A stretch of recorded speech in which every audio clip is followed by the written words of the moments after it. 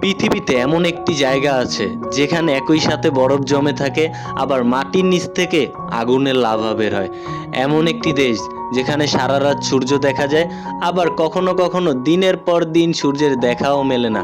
অবাক করা বিষয় হলো এই আধুনিক যুগেও সেখানে একটিও মশা নেই।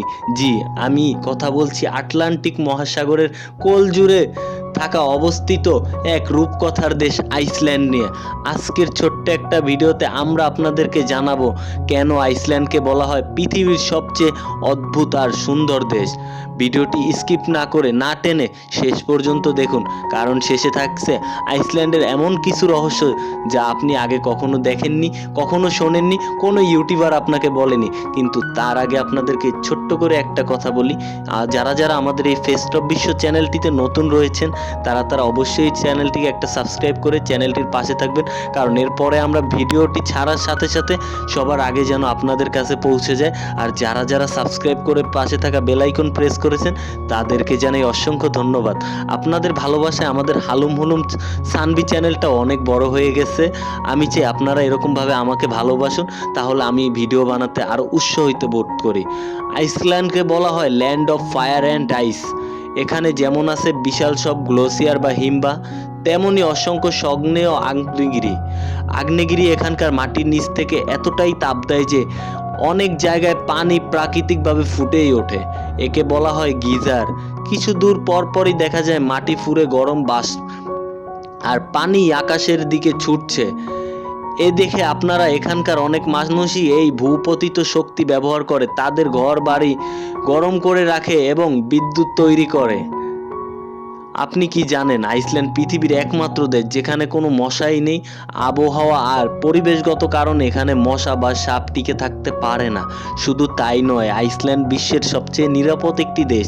এখানকার অপরাধের হার এতটাই কম যে পুলিশ সাধারণত কোনো কাজই করতে হয় না, তাদের সাথে কোনো অস্ত্র বা বন্দুক রাখে না। এমনকি জেলখানাগুলোতেও প্রায় সময়ই খালিই দেখা যায়। এখানকার মানুষ এতটাই একে অপরকে বিশ্বাস করে যে তারা অনেক সময় বাবা মায়েরা তাদের ছোট বাচ্চাদের স্টলে রেখে দোকানের ভেতরে কেনাকাটা করতে যায় কোনো ভয় ছাড়াই। আইসল্যান্ডের অন্যতম প্রধান আকর্ষণ হল নর্দার্ন লাইটস, আবারও বোলোরিয়াসিয়াম। শীতের অন্ধকার আকাশে যখন সবুজ, বেগুনি আর লাল রঙের আলো দেখা যায় নাচ করে, তখন মনে হয় আপনি অন্য একটি গ্রহে চলে আসছেন। আবার গ্রীষ্মকালে ঠিক উল্টো চিত্র দেখতে পাবেন আপনিও। তখন আকাশে 24 ঘন্টায় আলোকিত থাকে, যাকে বলা হয় মিডনাইট সান বা মধ্যরাতের সূর্য। অর্থাৎ রাত 12টা বাজে আপনি বাহিরে রোদের মধ্যে ফুটবল খেলতে পারবেন। আইসল্যান্ডের ব্লু লাগোন সারা বিশ্বে বিখ্যাত। এটি একটি বিশাল প্রাকৃতিক গরম পানির পুল যার পানি হালকা নীল রঙের হয়ে থাকে। এই পানিতে গোসল করা স্বাস্থ্যের জন্য খুব ভালো মনে করা হয়। এছাড়া এখানকার ঝর্ণাগুলোকে আপনাকে মুগ্ধ করেই ছাড়বে, যেমন সেলিয়াসাম ফন্টেন। এই ধরনের বিশেষকৃত হলো আপনি চাইলে হেঁটে ঝর্ণার পানিতে একদম পিছলে চলে যেতে পারবেন। আপনি বাহিরের দৃশ্য দেখতে পারবেন এই ঝর্ণা থেকে। আইসল্যান্ড শুধু একটি দেশ নয়, এটি প্রাকৃতিক এবং অন্যান্য দেশের জন্য আশীর্বাদ। এখানকার মানুষ যেমন শান্তপ্রিয়, তাদের প্রাকৃতিক তেমনই রহস্যময়। আধুনিক প্রযুক্তির সাথে প্রাকৃতিক এমন মেলবন্ধন পৃথিবীর আর কোথাও দেখা যায় না। আচ্ছা, আমাদের যদি সুযোগ দেওয়া হয় তবে কি আপনারা এই মশাহীন এবং শান্ত দেশে সারা জীবনের জন্য থাকতে চাইবেন? উত্তরটি কিন্তু আমার কমেন্টে অবশ্যই বলে যাবেন। আইসল্যান্ডের সবচেয়ে বিখ্যাত এবং অদ্ভুত খাবার হলো এটি হার্কলার। এটি মূলত গ্রিনল্যান্ড শার্কের মাংস বা কয়েক মাস মাটিতে পুঁতে রেখে পচানো হয়, এরপরে শুকানো হয়, পরে গন্ধ বা খুব কড়া অ্যামোনিয়ার মতো, কিন্তু আইসল্যান্ডের মানুষ একে ঐতিহ্যবাহী খাবার হিসেবে খুব পছন্দ করে। আইসল্যান্ডের ভেড়া, এই ভেড়াগুলো একদম প্রাকৃতিক পরিবেশেই বড় হয়, তাদের মাংস খাওয়া খুব সুস্বাদু।